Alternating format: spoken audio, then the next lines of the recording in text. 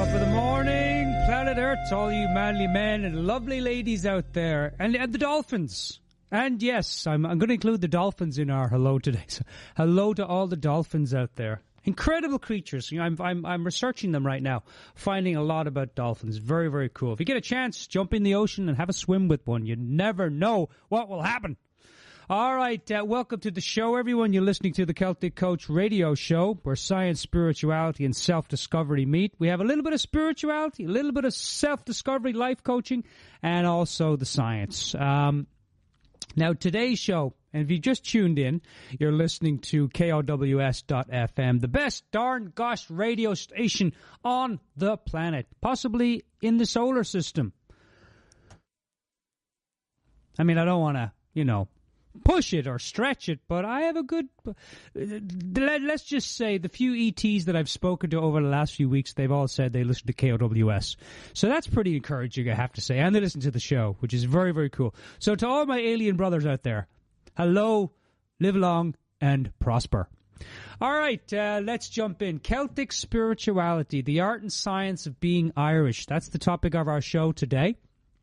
And, we know every week we do the best to bring you the best, and I do mean the best. If you're just listening on YouTube or SoundCloud, one of those places, you're just hearing the content. But from 1 to 3 every Friday, we bring you the best in Irish music and 80s, and then 1:30 to 2:30 for an hour is the content of our show. So we're talking about Celtic spirituality. I'm going to dive deep. Oh, big gosh, I'm going to dive deeper now than a bloody squid. And we're going to dive into the depth of the Irish culture, my culture, and the Celtic traditions, the Celts, who roughly around the 8th century BC, about 2,000 years ago, we're not exactly sure, but they started to primrose. They started to inhabit the coastal waters and the coasts of England, Wales, Scotland, and Ireland, and brought with them and created along the way a rich tradition, which we are going to talk about today. We're also going to be diving into the world of death. Death, your greatest companion. One of the things the Irish are known for. Now, they have their funerals, and they have their weddings. And, there's not a whole lot of difference between the wake, which is the funeral part, and the wedding. A lot of people just party and have fun and talk till the wee hours of the morning. And so we have what's called a wake in Ireland. We're going to be talking about the Celtic tradition of the wake, why they celebrate death as opposed to mourning it. We're also going to talk about the silly side of the Irish. Ah, yes, there's a silly side to the Irish. No, indeed there is. Things like, why do you bless yourself when you go out to leave the house in the morning? My mother always made me bless myself. Why do you have to have clean underwear before you go to school? Now, you would think, well, everyone should have clean underwear. I mean, come on, Dermot, it's the 20th century. No, in Ireland back in the 80s and 90s, having clean underwear meant something completely different, at least to the Irish mothers. My mother often says, save a penny for a rainy day. We're going to talk about what the heck does that mean. Does it mean anything? Don't dip the tea bag any more than 3 times. My mother used to say, don't squeeze or dip the tea bag. And I used to think, why in the heck do we not do that? And, of course, my all-time favorite is whenever you spill the salt, make sure to grab some and throw it over your left shoulder. All right, so we're going to be talking about that and a lot more to come in our show today. I'm very excited. You may be able to tell. I've been doing a lot of research into my own culture, into my own ancestry. And it's been pretty cool, I have to say. It's been very, very nice. Now, I came to the States 20 years ago. Grew up in Ireland, left Ireland when I think it was about 19 or 20. I went to Germany, and then from Germany, when I was 25, I came to the States. And so I've spent nearly about the same amount of time here as I have in Ireland. So it was very nice for me to dip back into my traditions, to my ancestry, to the Celts and their way of living, to see what can the Celtic tradition, what can they teach us about having a more balanced life? What can they teach us about living a great life? What can they teach us about having a happy life? You know? I mean, we all want to be happy. I don't care who you are. We all want to be happy. So we're going to be talking about that and a lot more on the show today. All right, here's something. We're going to start the show off with a blessing. Yes, an Irish blessing. A friendship blessing.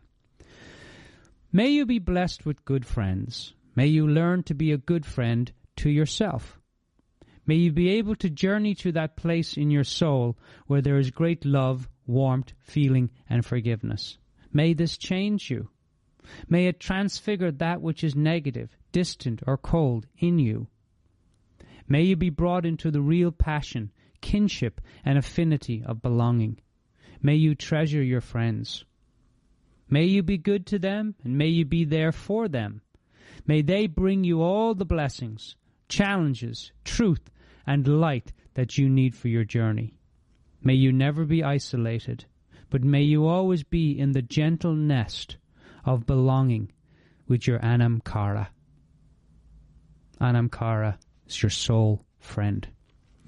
So we're going to be talking about Celtic spirituality. Ah, yes. All right. So welcome to the show, everyone. Let's play a little bit of happy-go-lucky Irish music, and then we're going to jump in to the content of our show. So welcome, everyone. We've got a great, great show for you today, and very excited to bring you a lot of just wonderful Celtic mythology, mysticism, magical, and a little bit of the madness, too, the silliness. We've got to have silliness. We've got to be silly.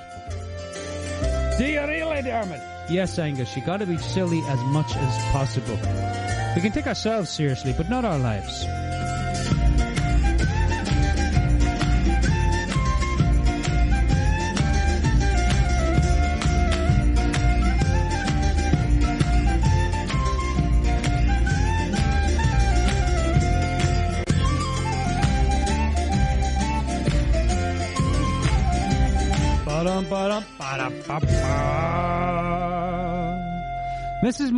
Mrs. Murphy stuck her head out the window. She says to Connor, "Connor, where's your dog?" "Oh, I had to put him down." "Oh dear. Was he mad?" "Well, let's just say he wasn't too pleased about it." All right, we always got to start the show with a joke, a blessing or a joke, or maybe both, like a joke blessing. All right, the Celts, who the heck were they? My ancestors, and probably about 80% of America's ancestors too, back in the day of the 1800s, with a lot of Irish that emigrated over the years. All right, when we look at the Celtic tradition, when you look at places like Stonehenge, Calendesh, when you look at places like Monaster Boyce, when you look at all these different places around the planet, these old structures, the word around town is that the Celts came out of the Mediterranean and also the steppes of Russia. Now, they would have come out of Russia and the Mediterranean right out of about the 8th century, which, you know, if you know your history, there's 3 ages, right? There was the Bronze Age, there was the Iron Age, and, of course, there was the Sauce Age. Okay, the third one might not have been through.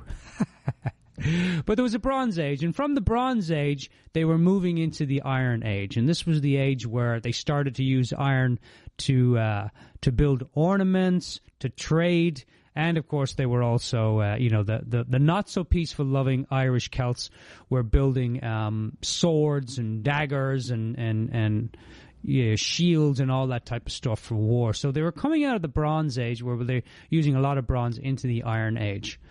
The same time in Ireland, the horse was being domesticated, the divine feminine was being worshipped, the sun was being worshipped, and there was the peaceful part of the Celts. There was both. There was the tribal warfare and there was the tribal peaceful.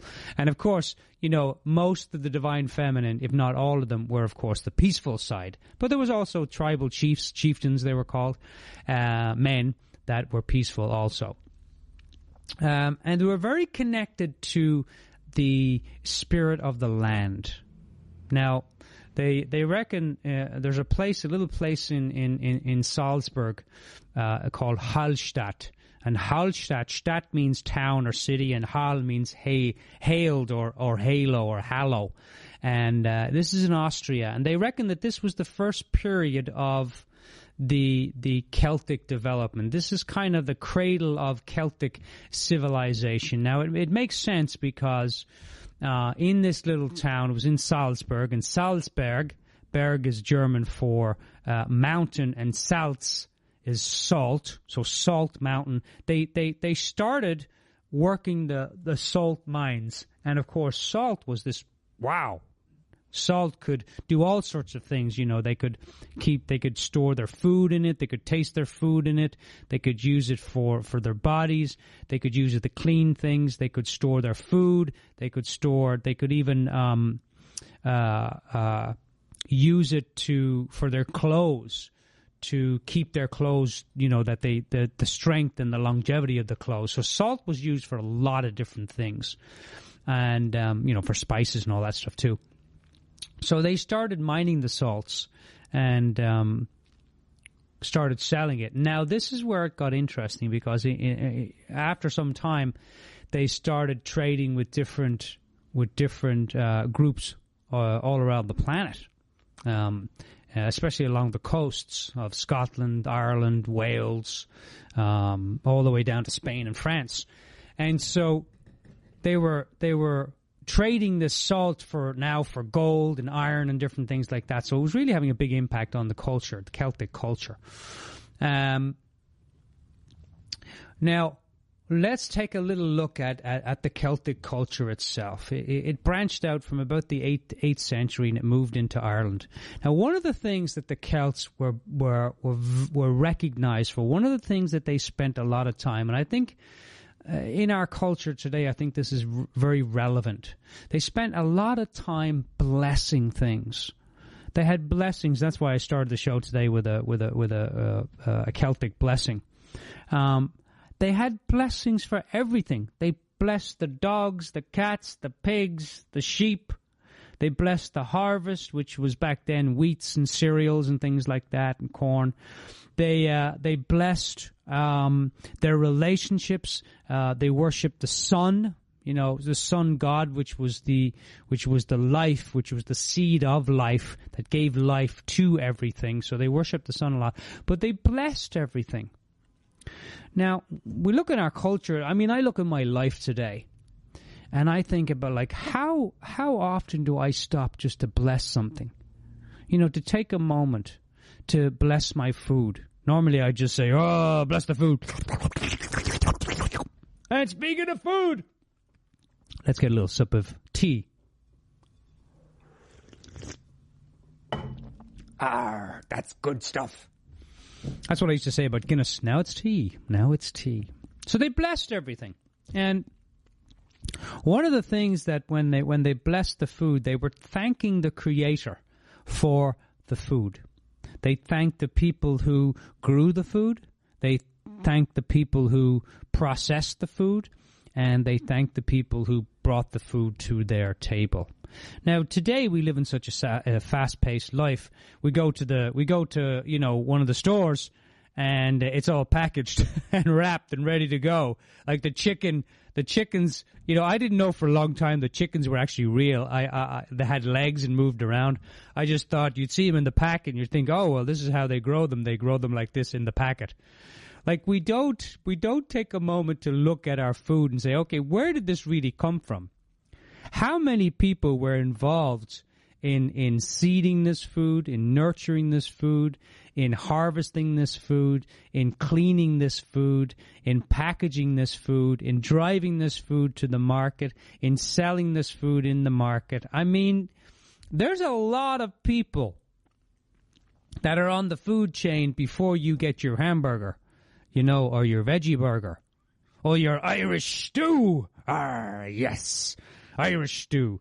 I grew up on Irish stew, so I know it. Irish stew, I tell you, Irish stew is so hearty, like it's so tough that you could eat it, and you wouldn't have to eat for a week, or you could build walls with it. I mean, it was that type of stuff. I remember I was with a friend of mine. He's not a very bright lad, but we went in and we were asking, there was a sign on the door of the pub that said, all the Irish stew you can eat for £1. And of course, my friend Paddy went in and he asked for £2 worth. Did you know if you had 239 beans, there's actually 239 beans in an Irish stew.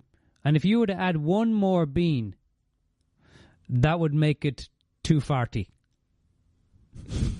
Think about it.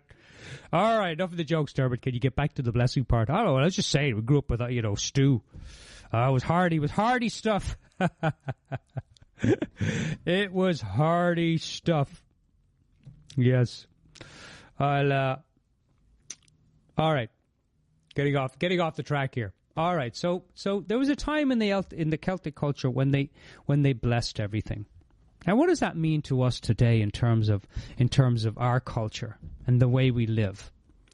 We live in a culture today. Now, I'm not nagging the culture. This is the culture we have. This is the culture I grew up in. This is the culture that we're living today. Not negative or positive.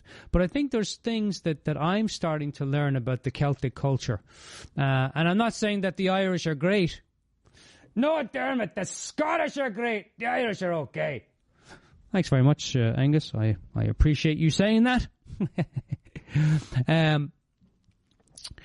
But I think there's a lot we can learn in terms of that. When you look at, you create your own reality, or you look at spirituality, and then you look at the metaphysics, you look at quantum mechanics, you look at how do I create things in the world. One of the best ways that the Celts, and in the way we work, we create today, is through gratitude, is through blessing things, is through giving thanks. If you want to see something more in your life, bless it, give thanks for it.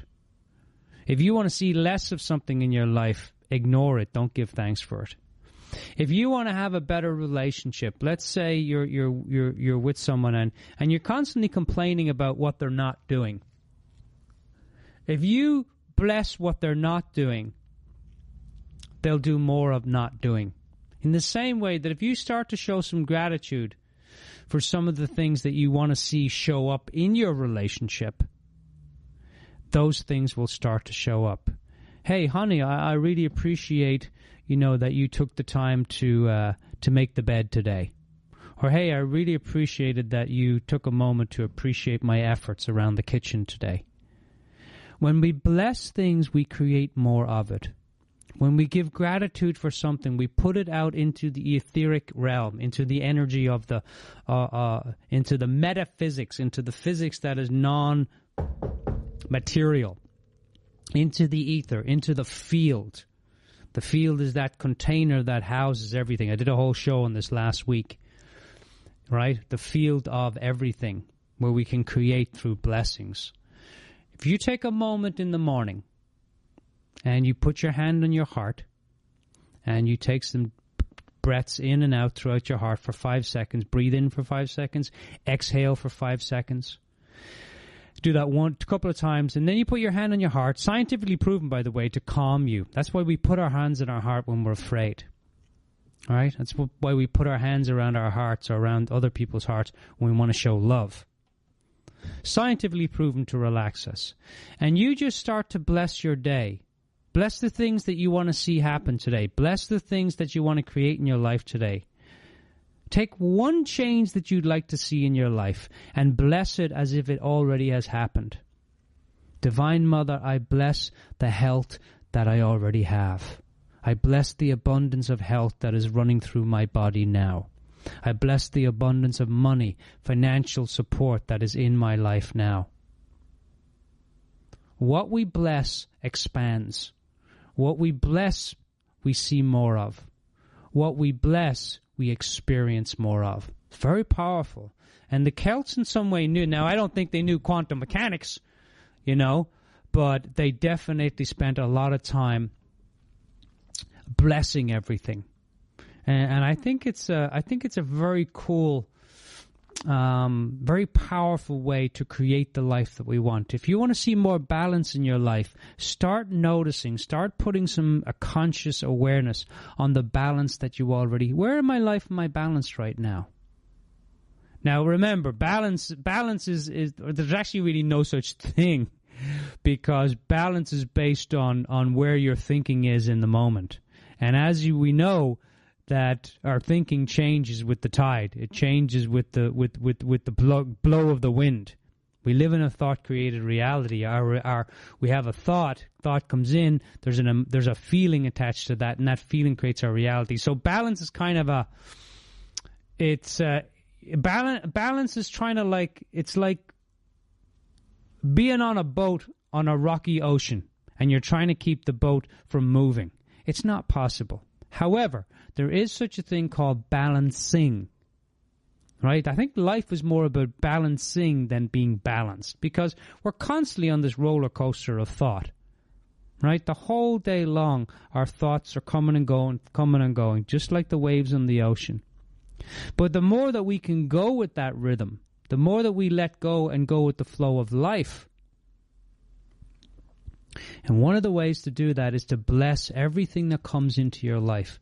Now, this is not easy. I've had vertigo for a year and a half, and there's days, it's just like I'm hating life.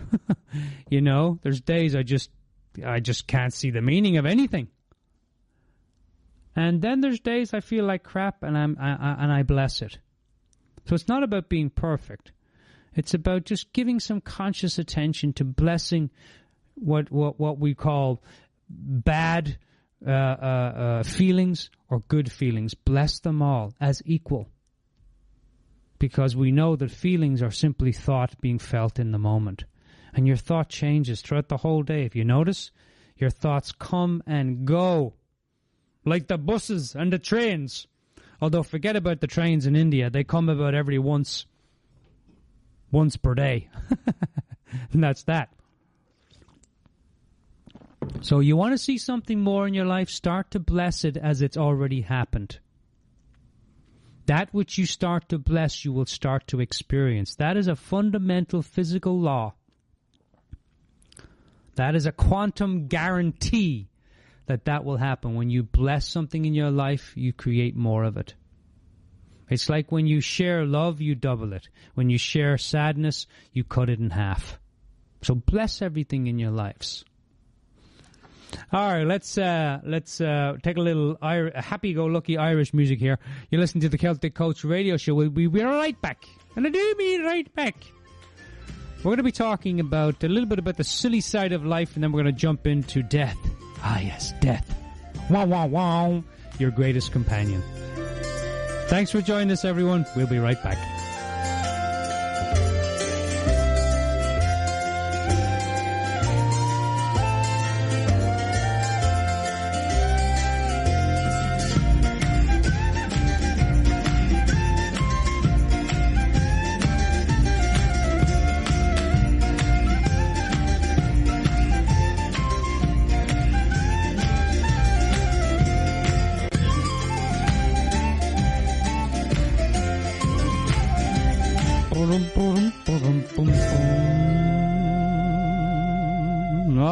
Welcome back, everyone. Welcome back.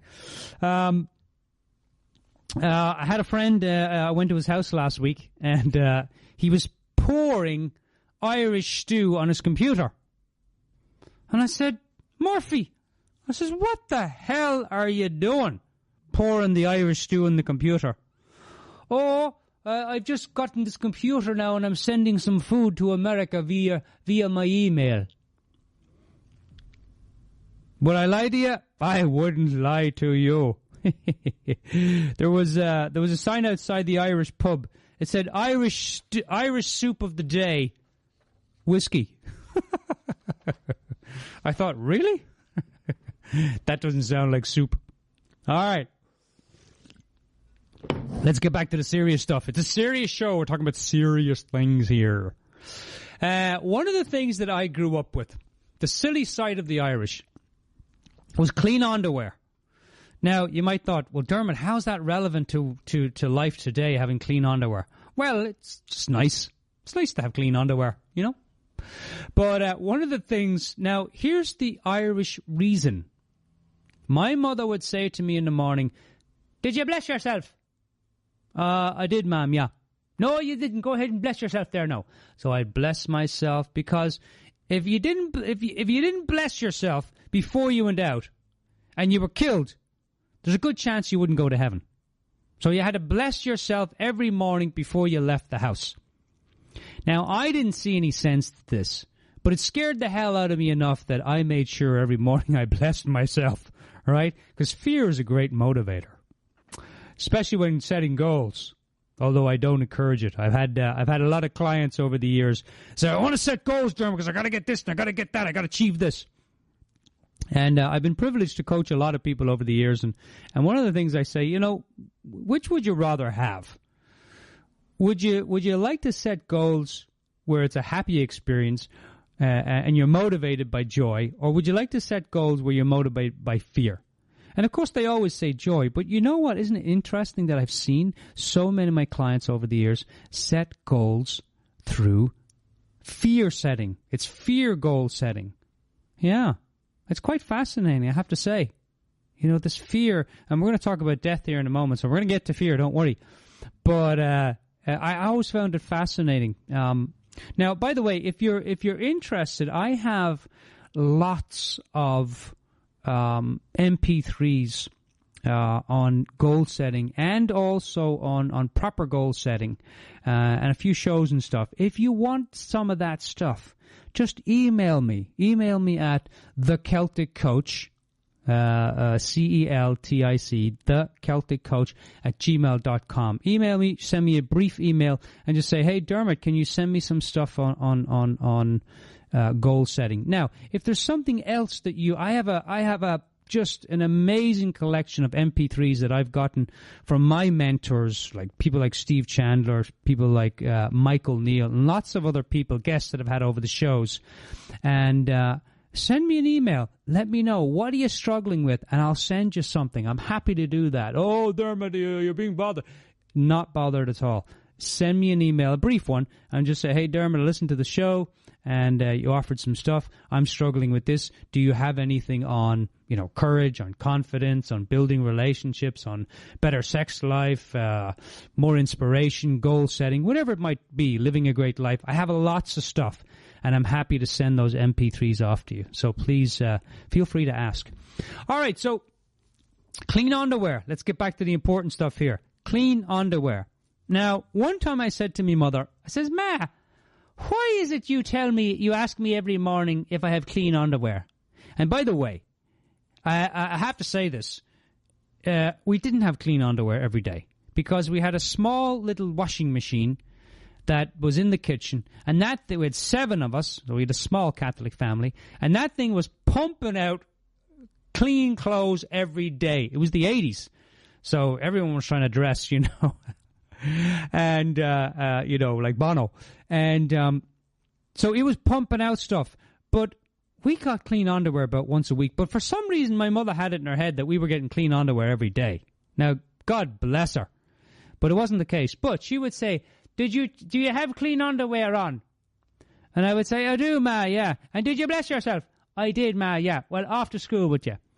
Now, I finally found out why clean underwear are so important in the Irish tradition. It's because if you get hit by a bus on the way to school and they bring you to the hospital, you better be wearing clean underwear. Now, I suppose it makes sense to a madman, but it didn't really make sense to me, because if I go out on the road and I happen to turn around and see a big, massive bus plowing down the road about to knock me into next week, there's a good chance that my underwear may have been clean before I stepped out onto the road. But there's an even better chance that my underwear are not clean now.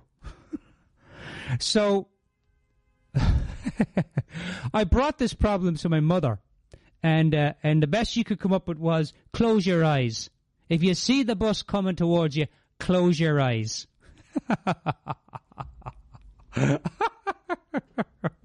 I don't encourage people to do that. I encourage you not to walk out in front of a bus, and be careful about walking anywhere. So there you have it. There you have it. Clean underwear. All right. Let's get to the meat and potatoes of our talk today. If you just joined us, welcome everyone. You're listening to the Celtic Coach radio show, where science, spirituality, and self-discovery meet. We're here every Friday from 1 to 3 on KOWS.FM. F for Frank, M for Matilda, and you can check us out. We have the shows from 1 to 3. Every Friday, Pacific time, and we play 30 minutes of music. Then from 1:30 to 2:30, we have the content of our show, which is what you're listening to now. So if you like Irish and 80s music, come to the show at 1 o'clock as opposed to 1:30, and you can pick up the show on my website at thecelticcoach.com, or you can just go to KOWS.FM and at 1 o'clock every Friday, and we'll play it live. All right, so let's jump in. I gotta start with a blessing. Another blessing, Dermot. Yes, another blessing. And by the way, speaking of Irish crazy people, Seamus will be here. He's not here yet, of course. It's 2 o'clock and he's not here. He'll come in the last moment. In about 15 minutes, Seamus is going to be here. That's our Irish house leprechaun. Yes, we do have a leprechaun in the show. And he's going to be talking about the top 11 things you absolutely do not need to know about being Irish. All right, we'll keep him with the Irish theme today. All right, a blessing for death. Now, I don't encourage you to bless your death if you want to have more. But apparently, to the yogis and the gurus of India, we've been here. We've died 1 million times at least. So we're well practiced in it. All right, a blessing for death. I pray that you will have the blessing of being consoled and sure about your own death. May you know in your soul that there is no need to be afraid. When your time comes, you may be given every blessing and shelter that you need. May there be a beautiful welcome for you in the home that you are going to. You are not going somewhere strange. You are going back to the home that you never left. May you have a wonderful urgency to live your life to the full. May you live compassionately and creatively and transfigure everything that is negative within you and about you. When you come to die, may it be after a long life. May you be peaceful and happy and in the presence of those who really care for you. May your going be sheltered and your welcome assured. May your soul smile in the embrace of your Anamkara, your soul friend. So welcome everyone. I'm gonna do my best. Now I'm an Irishman, and I've been around death a little bit in my life. Both of my parents passed away. Some friends that I knew have passed away, and I got to be with them close to the end. Not right there, but pretty close. And so we're going to talk today about death, your greatest companion. Now, what is really fascinating about in the Irish tradition, the Celtic tradition, they blessed the journey of coming into this world and leaving this world.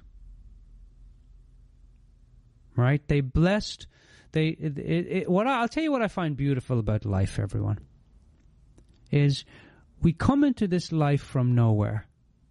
Right? We come through the womb into this world from nowhere. And we spend a lot of our lives looking for ourselves and trying to get somewhere. And then we die and we go back to the nowhere. And this is the circle of life. This is what the Irish called the circle of life, where there's no beginning, there's no end. It's one of the reasons that the circle was praised in the Celtic tradition. And we use the circle today for a lot of things too. It's really quite fascinating. As a symbol. So in the Celtic tradition, there's a thing called the wake. Ah, yes, the wake. Now, it's not where they wake the dead person up. It's where they celebrate the person who has passed off, the person who has passed on, the person who has left this world and gone on to the next, whatever you think that world is. I haven't been there. I mean, I have been there many, many times. but I don't remember it. Damn. Who says God doesn't have a sense of humor? Oh, well.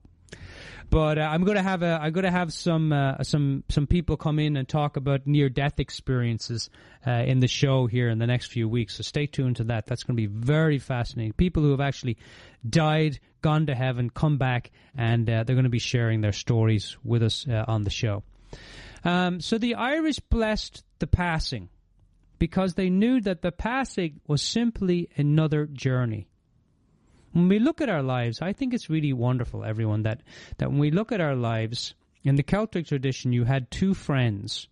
You had two anamcaras, which were your soul friends, that journeyed with you, that accompanied you as soon as you came out of the womb and as soon as you left the planet. They were with you there and beyond. And the two friends were God and death. They accompanied you throughout your life, throughout the journey of this life, whether it was short or whether it was long. I wrote in my journal this morning, death is an encounter with the hidden self or the real you. Death is the fulfillment of everything you desired while living. You see, here's the thing, everyone. Here's what I'm beginning to get a sense of. Here's something I'm beginning to see in my own life. The thing that I'm looking for most in my life is joy, is peace, is love, is acceptance, is understanding. And those things, if we have the God spark within us, if there is a soul and the body is in the soul, it must also mean that we already are those things, that we already have those things. The soul is that which we spend most of our life looking for. If you look out into the world and you see consumerism, they don't even call us people anymore, they call us consumers. Right? You look out into the world and the way the world is going. Now, I don't mean this negatively or positively. I just mean it as a fact in terms of looking out into how our cultures are evolving, expanding, and it's all part of the process. There's no right or wrong. Everything in life has a positive intention, whether it's negative or otherwise. It has a positive intention for our growth. It has to have. Because if we are spirit in these bodies, if we're a spiritual being having a human experience, it means that everything that we go through in this life must be for our highest good. No matter, even if it's horrible things like killing people or any of that stuff, it has to be part of our karma. It has to be part of our life cycle. It has to be part of our journey. It has to be, because God either is everything or is nothing. It can't be, well, some things are God and some things are not.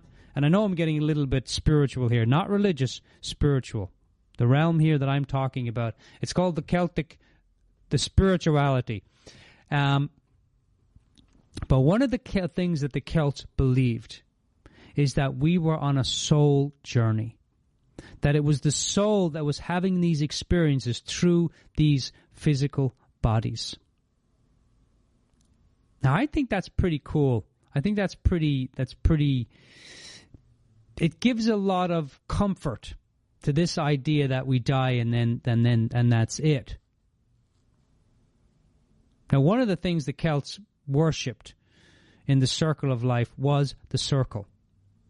And they loved nature. And one of the things that they recognized in nature, that nature is not linear. It's not line by line. It's not straight. Everything in nature has a design. Everything in nature is curved. Everything in nature has a shape, has texture, has movement, has fluidity to it. Nature is not linear by any means. Now, there's a lot we can learn about nature. There's a lot we can learn about death.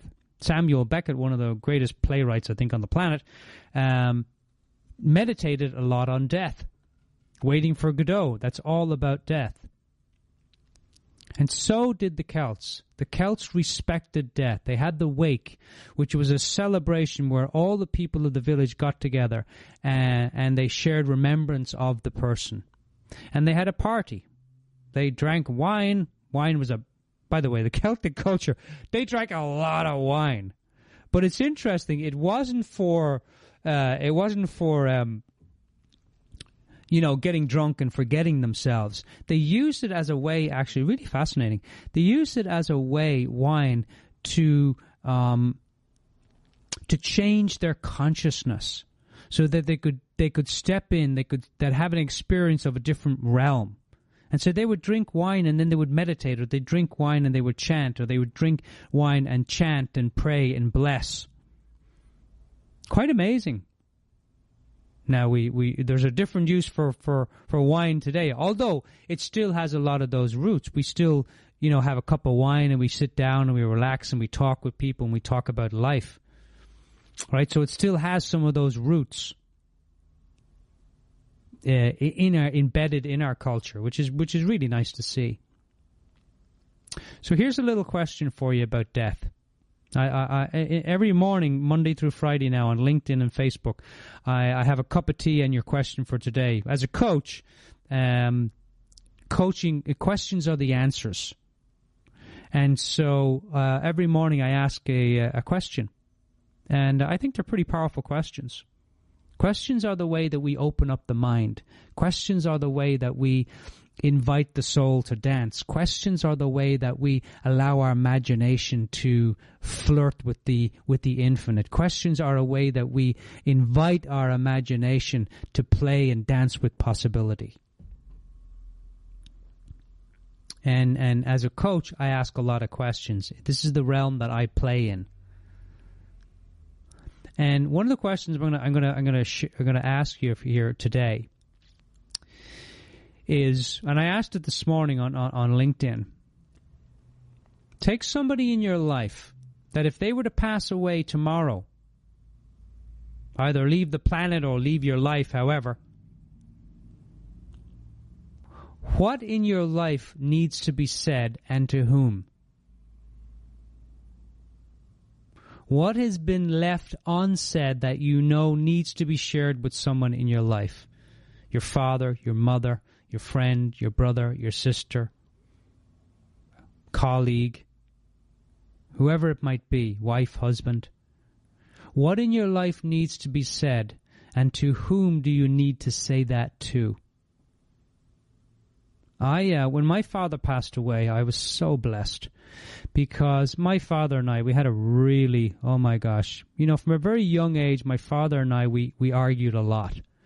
We were always at odds with each other. And I think because we were so alike, my father and I were very, very alike. And we would often fight, and I wouldn't speak to my father for months. And when I left home, my father was the impetus for me leaving home, because I wanted to get away from him. I couldn't wait to get away from my father. And so I left home. I left home when I was 16 or 17 and moved up to the city, up to Dublin. And for many years, I hated my father. And I would get on the phone and I'd call my mother, and she said, "Oh, do you want to speak to your father?" And I would say no. And later on in life, I started to notice how that anger was building. And at some point, at age 30, let's see how I can share this. At age 30,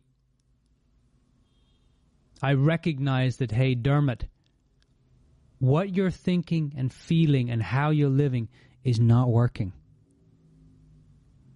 And there's a change going to come. You know what I mean? The change. Time to change. Death is the ultimate change. But we have mini deaths, right? We have things that we wake up and go, oh my God, I need to change this, right? We get in an accident, or we lose someone. Or we wake up one day and we realize what we've been doing is not working. And I started to release and let go of all the anger I had towards my dad. Now, a lot of the damage had been done physically. I'd lost a lot of my teeth from grinding because I was so angry. So I had teeth problems most of my life because I was always grinding them and I was always angry. You know? Sore jaw, sore neck, all that type of stuff. All due to resentment. And then I started working on myself and I started letting go of that and I started looking at it. And I was able to start to build a relationship with myself and with my father. And he passed away in 2003. I love you, Dad. Miss you. And when I went home, I was able to put all that to rest. And we were sitting up in the bed one night, you know, my dad was having a smoke and I was having a cigarette. And we were just talking about life. And I said, Dad, I said, are you afraid of dying?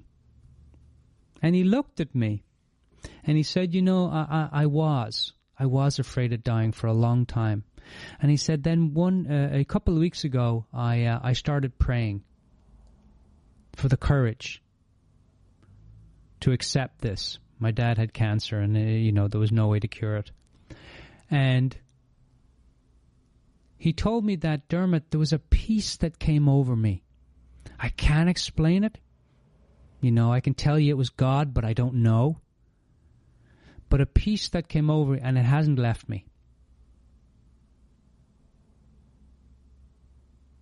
And one of, I think, the greatest achievements of my father, I think we all come into this life with at least one big thing that we need to take care of. You can call it karma or whatever. But his was alcohol. And he spent a lot of his years fighting it and giving it up and starting it again. And he finally laid it to rest in himself. And I often think about that because I look back at my father in anger and looked back and thought, oh my God, you know, he's an alcoholic and oh, he put me through hell, he put me through this. I'm the man I am today. And I'm pretty happy with the man I am today. Because, not all of, but a lot to do with my father. Because if it hadn't been for him, I wouldn't have sought out, I wouldn't be on the radio today. I wouldn't be into science and spirituality and self-discovery. I didn't know it at the time, but now looking back, it's like he was a big part of motivating me, inspiring me to do that for myself. Couldn't say it at the time, though. So, what in your life needs to be said, and to whom? I told my father I loved him, I respected him, I forgave him, and we talked about life, and we talked about everything silly. And I was able to do that before he died. It was, in my heart, if I was to go tomorrow, if I was to die tomorrow, it wouldn't matter. Because I'm so happy I had that experience with my dad. Now, you can do that when you can make peace with the person even after they pass. It's no different. But why wait? Like, isn't it nicer to do it when they're physically standing in front of you and you give them a big hug? Right? So think about this.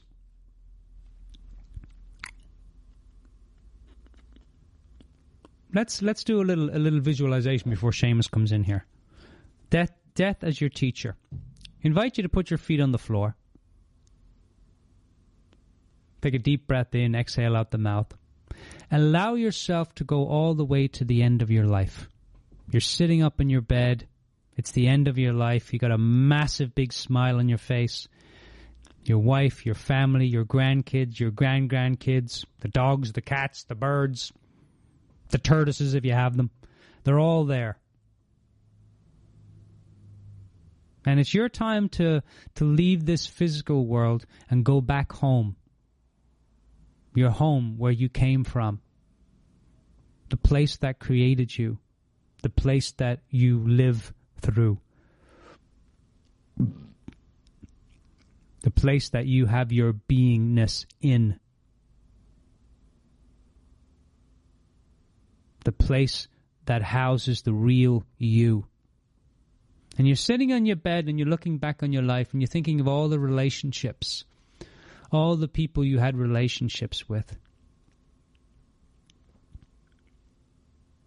And you're looking back and you're in awe of all the people that you've had the honor to speak to influence, to play with, to walk with, to journey with, to live with, to make love with.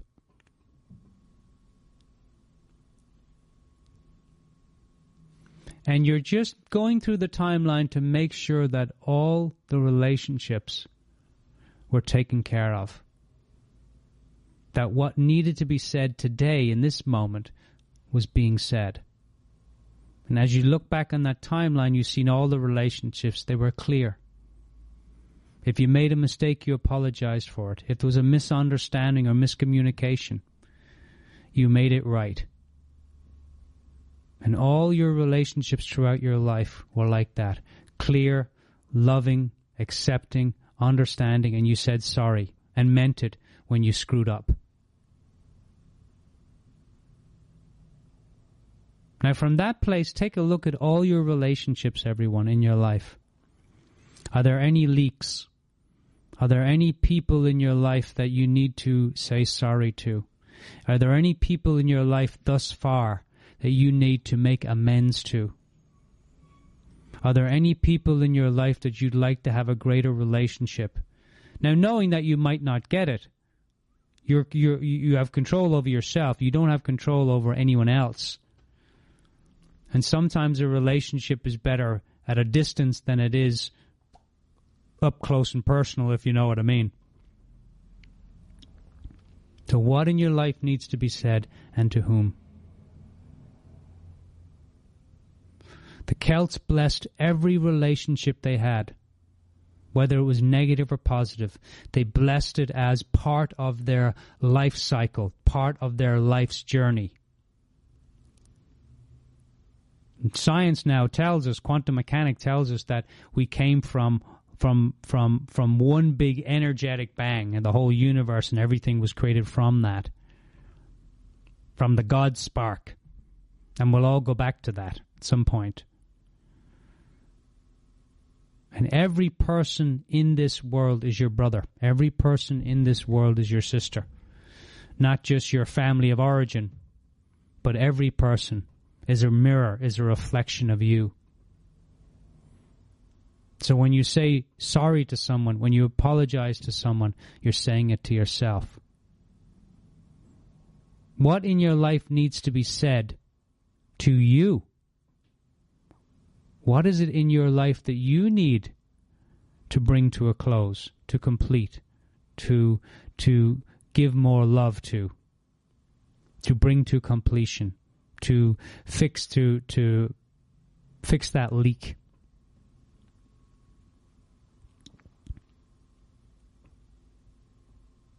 It's a great question to ponder.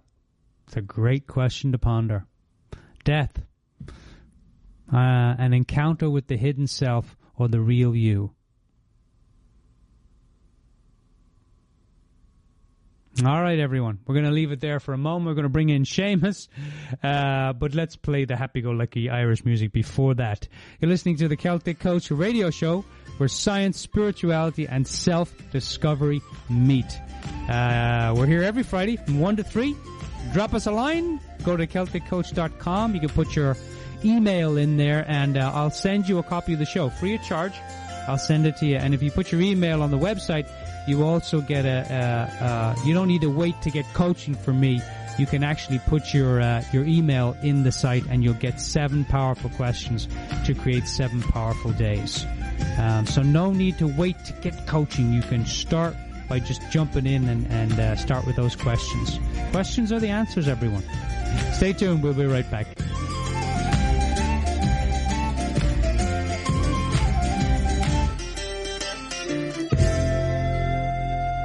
All right, well, welcome back here, everyone. I'm going to just turn the mic down here. Seamus, are you ready? Oh, I'm ready, all right, yeah. Are you ready? Are you look... Seamus, you're looking a bit rough today. You look like death warmed up. Oh, I had a rough night. I was at a wake. Uh-huh. Is that what you call partying now, Seamus? Wakes? Well, I was awake for it. Well, that makes sense, Seamus. Come on over here now, Seamus. Do your top 11 list. Top 11 things you absolutely do not need to know about being Irish. Ladies and gentlemen, the only leprechaun on the... At least in America. I don't know. Maybe there's more. Is there any more leprechauns in America, Seamus? No, I'm the only one. Myself and the missus, the wife. That's about it. All right, so there's 2 leprechauns in America. All right, we've got host to one of them. So that's pretty cool, Seamus. All right, Seamus, take it away. All right, let me sit down there now. Hang on a second. Seamus, go easy with that microphone, will you? You'll break it. Oh, I won't break it now. Don't be telling me on air. Sure. All right. Hello, everyone. How is it going? Seamus O'Flaherty here with the top 11 list of things you absolutely do not need to know about being Irish. All right, here we go. Jesus. No, really. Jesus. Jesus was Irish. Jesus was Irish. Don't be looking at me, Seamus. I didn't write them. But the missus wrote this one. She must have been sleeping. She wasn't awake. All right, number 11. Jesus was Irish. He loved alcohol so much that he turned the water into wine. He loved to tell people stories, like he could walk on water, feed thousands of people with one slice of bread, and that his mother was a saint. Well, sounds like an Irishman to me. Number 10. Irish people, they never have to worry about dieting or losing weight because we have this thing in Ireland. It's called hunger. Number 9. Living in Ireland is like being a fish. You're going to spend a lot of time getting wet.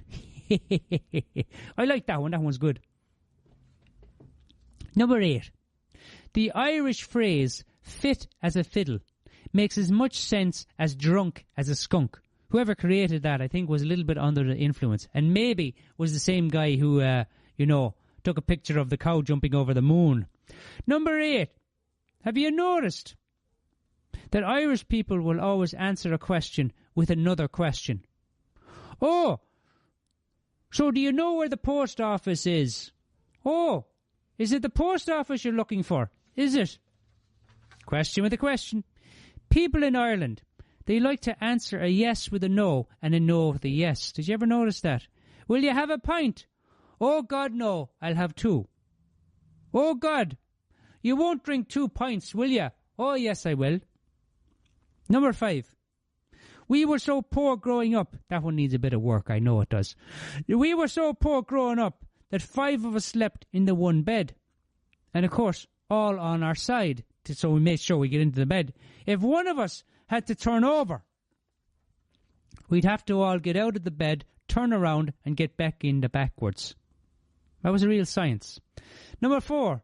Father Christmas must have been Irish. Then every Christmas he'd come us, he'd leave milk, and he'd take the presents. That one needs a bit of work, Seamus. I know, it's all right. He would leave us milk and he'd take the presents. You know, Father Christmas would do the other. Never mind. A policeman, he stopped me for driving drunk one time. He said, I have the right to remain silent, but being Irish, I didn't have the ability. Besides, when someone asks me a question, I'm compelled to answer. The policeman said to me, he says, were you driving drunk? I says, no, officer, I wasn't driving drunk. I was driving on the sidewalk. Why? Is there a problem? Is there a problem, Father Murphy? That's Officer Murphy. Oh, so 3 Hail Marys is not going to get me out of this one, Father, is it? That one needs a bit of work too. 2 elderly men were complaining about old age. The first says, I feel old. I ache all over. I feel like a newborn, said the second one. I'm bald, I've got no teeth, and no idea of what's going on. Number 1. An American stops Paddy in Dublin to ask for the quickest way to Cork. Well, Paddy says to the American, well, he says, are you driving your car or are you on foot? The American says, I'm in my car. Oh, well, that's the quickest way then. I'm Seamus O'Flaherty. You've been listening to the top 11 things you absolutely do not need to know about being Irish.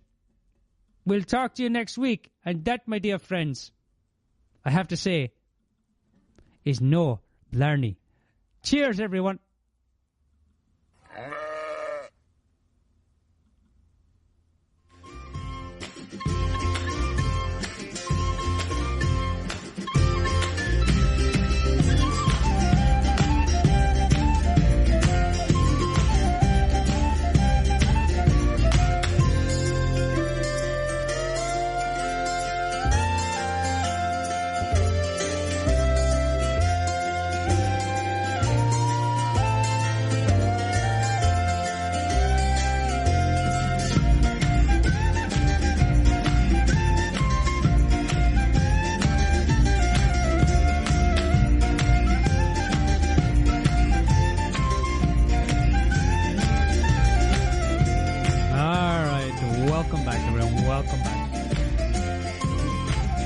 Just joined us, you missed the whole show, so you're going to have to rewind it.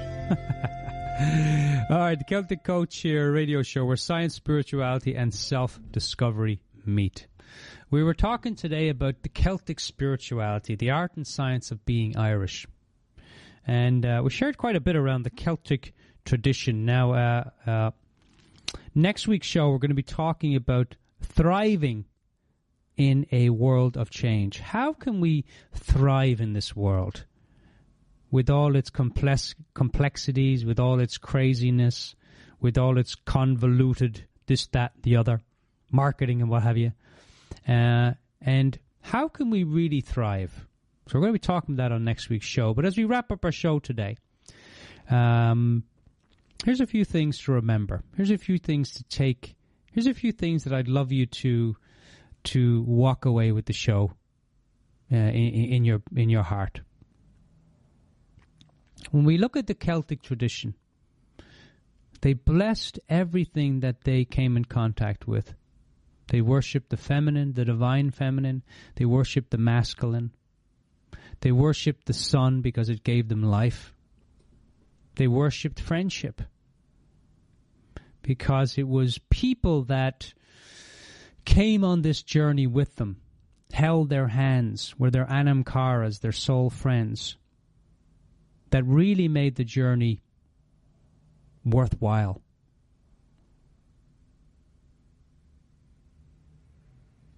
So if there's something that you want to see in your life, if there's something that you want to see more of in your life, start to bless it as if it's already happened. Take a moment in the morning, put your hand over your heart, and bless what you want to see happen in your life. Complaining doesn't work. If you complain about the things that you don't see in your life, you'll just create more of the things to complain about. But when you start blessing things, there's a really good chance that you'll start to see more of that in your life. Even if you think, oh, well, I don't have any money right now, how can I bless what I don't have? Bless it anyway. Bless what you have, bless what you don't have, bless what you have. Have great expectations, blessed expectations of what's to come.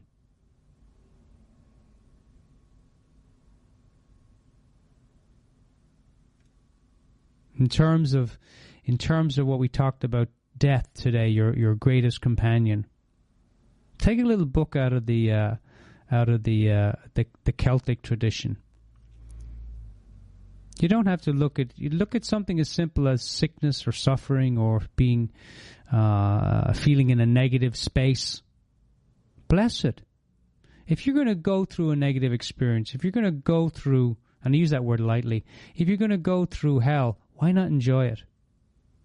Enjoy what you're not okay with. Enjoy the suffering. Don't go out and look for it. But if you're going to go through it, then you might as well just be okay with it. Here's a question for you. Are you trying to get through it? Whatever experience you don't like, maybe your life. Are you trying to get through it? Or are you getting into it? Most of us are trying to get through the day, get through the life, get through the job, get through the relationship, get through the day, whatever it is. Get into it. The Celts knew this. They were in their day. They were in the experience of life. Death can be a great, great teacher for us. You have some areas in your life that need closing. You have people that you haven't spoken to that you know you need to. There are gaps that need to be closed. There are conversations that need to be had. There are things that need to be said. Take a moment and sit and ponder. What would your heart say to them? How could you speak them through clarity and love? What would that sound like? What would that look like? What would that be like? Hey, I know we haven't spoken in a while. The last time we spoke, there was a lot of angry words between us. You don't have to create a whole new relationship with the person. Not every person is like that. But make amends for what was your part. And how they receive it, or how they talk about it, or how they even give it back to you. That's not in your control. But you do your part. Because every friend on this journey of life is your anam cara, is your soul friend. It's one of the things the Celts knew. It's one of the things that Mahatma Gandhi knew, that we were all brothers and sisters. That what you do to yourself, you do to others. What you do to others, you do to yourself. Do you want to get a free copy of the show, everyone? You can put your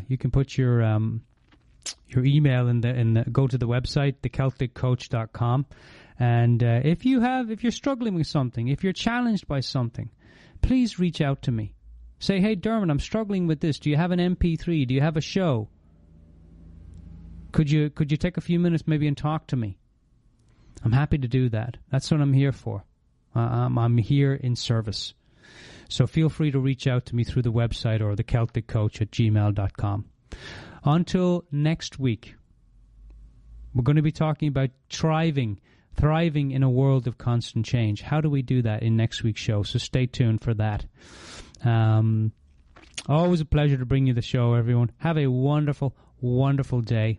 Until the next time, think big, have fun, stay curious. I'm the Celtic Coach, and that, my dear listeners, is no blarney. Cheers, everyone. All the best.